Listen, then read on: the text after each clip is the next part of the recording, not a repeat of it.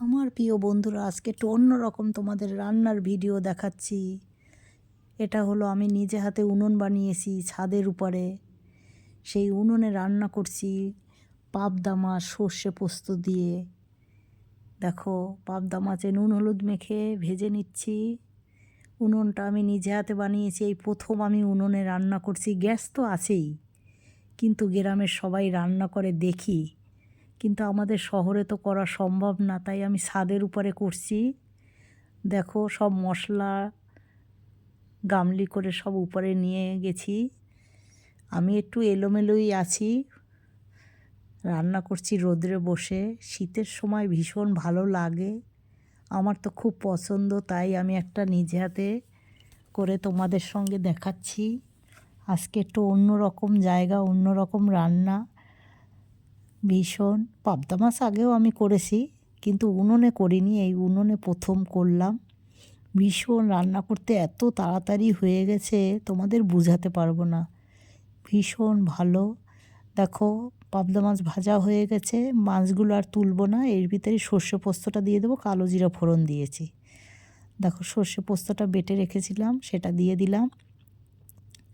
এবারে এক এক করে কাঠের আগুনের, তোমরা জানো যারা কাঠে রান্না করো, সঙ্গে সঙ্গে সব কিছু দিয়ে দিতে হয়।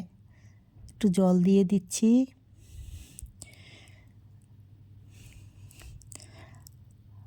ভীষণ আনন্দ হচ্ছে, ভীষণ।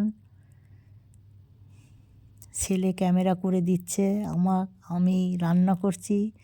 ভীষণ একটা আলাদা অভিজ্ঞতা বলতে পারো, ভীষণ আনন্দ। প্রথম রান্না করছি, ভালোই লাগছে উনুনে। আমার বান্ধবীর বাড়ি থেকে কাঠ নিয়ে এসেছিলাম, সেই কাঠেই রান্না করছি। দেখো কেমন লাগছে তোমাদের একটু দেখাতে পারছি। আমি তো ভীষণ এনজয় করছি, ছাদের উপরে বসে রান্না করছি। উপরে কিন্তু একটা কাপড় দেওয়া আছে, তোমরা ভেবো না। আমি একটা উপরে কাপড় দিয়ে নিয়েছি, কেন পাখি কাক সব উড়ে যায়, ওই জন্য উপরে একটা চাদর দিয়ে রেখেছি। এই যে কাঁচা লঙ্কা দিয়ে দিচ্ছি গোটা গোটা করে। লঙ্কাটা কিন্তু আমি ধুয়েই প্লাস্টিকে রেখেছি।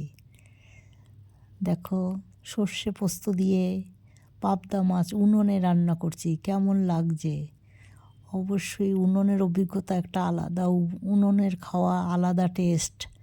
আগে মা ঠাকুমারা করতো উনুনে রান্না, কিন্তু আমি কোনো দিনই করিনি, এই প্রথম করছি। নিজে হাতে উনুন বানিয়ে রান্না করা কী যে আনন্দ।